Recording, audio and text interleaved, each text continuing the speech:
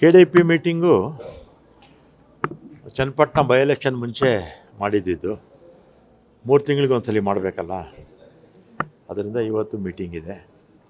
ಈಗಾಗಲೇ ಬಾಲಣ್ಣವ್ರು ಬಂದಿದ್ದಾರೆ, ಇನ್ನೂ ಉಳಿದ ಶಾಸಕರೆಲ್ಲ ಬರ್ತಾರೆ. ನಮ್ಮ ವಿಧಾನ ಪರಿಷತ್ ಸದಸ್ಯರಾದ ಪುಟ್ಟದಾಸ್ ಅವರು ಕೂಡ ಬಂದಿದ್ದಾರೆ.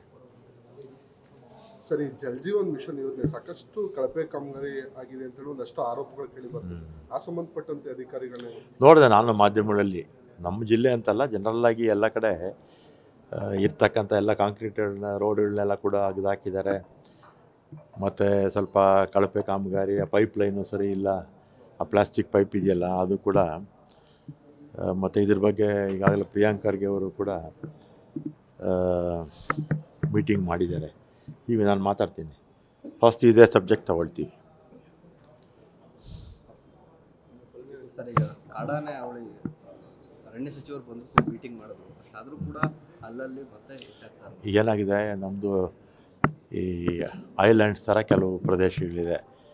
ಈಗಾಗಲೇ ನಮ್ಮ DK ಸುರೇಶ್ ಅವರು ಲೋಕಸಭಾ ಸದಸ್ಯರಾಗಿದ್ದಾಗ ಕೆಲವು ಫೆನ್ಸಿಂಗ್ ಹಾಕೋದು ಪ್ರಾರಂಭ ಮಾಡಿದ್ದಾರೆ. ಆದರೆ ಇನ್ನೂ ಬೇಕು, ಬ್ಯಾರಿಕೇಡಿಂಗು ಹಾಕೋದಕ್ಕೆ ಪ್ರಾರಂಭ ಮಾಡಿದ್ದಾರೆ. ಇನ್ನೂ ಆಗಬೇಕು. ಇನ್ನು ಕೆಲವು ಮಧ್ಯದಲ್ಲಿ ಏನಾಗಿದೆ, ಈ ಫಾರೆಸ್ಟ್ ಏರಿಯಾ ಮಧ್ಯದಲ್ಲಿ ಸಿಗಾಕೊಂಡ್ಬಿಟ್ಟಿದೆ.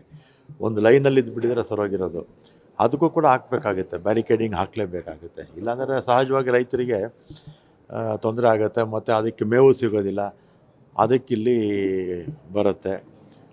ಫಾರೆಸ್ಟ್ ಇಲಾಖೆಯವರು ಆನೆಗಳಿಗೆ ಅಥವಾ ಇತರೆ ಪ್ರಾಣಿಗಳಿಗೆ ಮೇವು ಸಿಗೋ ಹಾಗೆ ಫಾರೆಸ್ಟ್ ಒಳಗಡೆ ಮಾಡಿಬಿಟ್ರೆ ಅವು ಕೂಡ ಆಚೆ ಬರೋದಿಲ್ಲ. ಸರ್, 300 ಕೋಟಿ ಪ್ರಸ್ತಾವನೆ ಸಲ್ಲಿಸಿದ್ದಾರೆ ಕಂಪ್ಲೀಟಾಗಿ ಬ್ಯಾರಿಕೇಡಿಂಗ್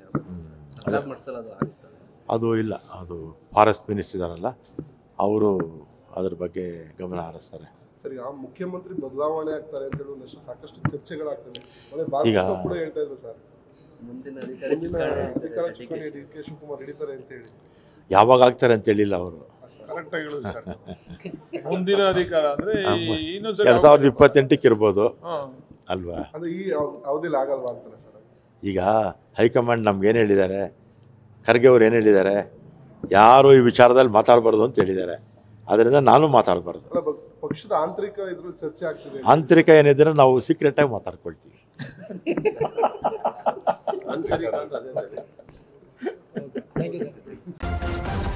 ನ್ಯೂಸ್ ಫಸ್ಟ್, ನಿರ್ಭೀತಿಯಿಂದ ನಿಮ್ಮ ಪರವಾಗಿ.